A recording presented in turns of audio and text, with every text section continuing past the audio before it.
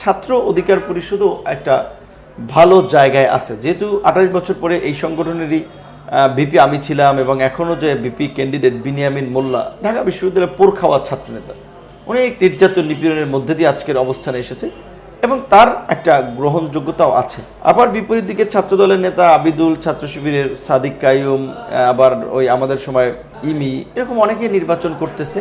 দিন শেষে যারা শিক্ষার্থীদের কাছ পর্যন্ত বেশি পৌঁছতে পারবে, শিক্ষার্থীদের জন্য পরিবর্তনমূলক কিছু কাজের মাধ্যমে নিজেরা উদাহরণ তৈরি করতে পারবেন, হয়তো তাদেরকে শিক্ষার্থীরা বিবেচনা। আপনি ডাকসুর সর্বশেষ নির্বাচিত ভিপি এবং আপনার উপরে ডাকসুর সময় অনেক ঝড়ঝাপটা গিয়েছে, আমি নিজেও প্রত্যক্ষ করেছি, আমি ছিলাম ওখানে। তো এই মুহূর্তে ডাকসু নির্বাচন হবে আগামীতে। আপনি জানেন যে সকল ছাত্র সংগঠনের নেতারাই তাদের প্রার্থিতা ঘোষণা করেছেন এবং মনোনয়ন দাখিল করেছেন। বিশেষ করে আপনার কাছে এখন কোন জোটকে বেশি শক্তিশালী মনে হচ্ছে? প্রথম হচ্ছে যে আমি ডাকসুর ভিপি হিসেবে এবং আমি যেহেতু একটা সংগঠন থেকে, ছাত্র সংগঠন থেকে আজকের এই জায়গায় এসেছি, ছাত্র অধিকার পরিষদ, তো কাজে আমার সুনির্দিষ্টভাবে কোনো সংগঠনের পক্ষে বিপক্ষে বলা একটু মুশকিল। এখানে আমি মনে করি যেটা অন্যান্য সময়ে এই সমস্ত ছাত্র সংসদ নির্বাচনে শিক্ষার্থীরা সরকার বিরোধী প্ল্যাটফর্মকে বেছে নিয়েছে, সরকার বিরোধী ছাত্র সংগঠনগুলোকে ভোট দিয়েছে।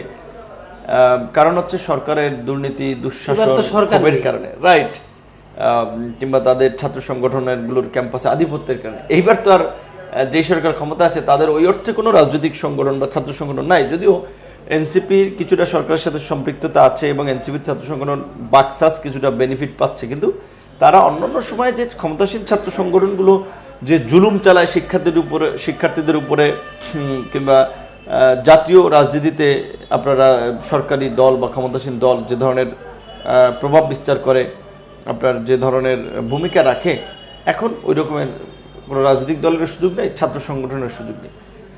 এইখানে এখন নির্বাচনের ক্ষেত্রে, ভোটের ক্ষেত্রে যাদের শিক্ষার্থীদের সাথে সম্পৃক্ততা আছে, এই 24 জুলাই গণ অভ্যুত্থান, 2018 কোটা সংস্কার আন্দোলন, বিভিন্ন গণতান্ত্রিক আন্দোলন সংগ্রাম, ক্যাম্পাসের ছাত্রদের ইস্যুতে যারা কথা বলে, প্রতিবাদ করে, এরকম পরিচিত আছে, এই সমস্ত শিক্ষার্থীরা বের হয়ে আসবে। এবং আমার যেটা মনে হয় এককভাবে কোনো প্যানেল উইন করবে না, বিভিন্ন প্যানেল থেকে বিভিন্ন প্রতিনিধি আসবে।